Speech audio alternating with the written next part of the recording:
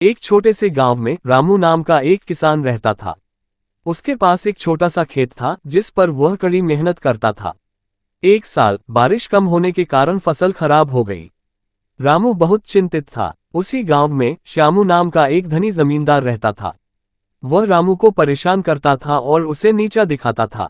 जब श्यामू को रामू की खराब फसल के बारे में पता चला तो उसने उसका मजाक उड़ाया और कहा, तुम्हारी किस्मत में तो गरीबी ही लिखी है। रामू ने हार नहीं मानी। उसने अपने खेतों में एक कुआं खोदा और सिंचाई का प्रबंध किया। अगली फसल में उसके खेत हरे भरे हो गए और उसने अच्छी पैदावार की। श्यामू रामू की सफलता देखकर जल गया। उसने रामू से कहा, तुमने मेरी जमीन पर कुआं खोदा है, इसलिए यह फसल मेरी है।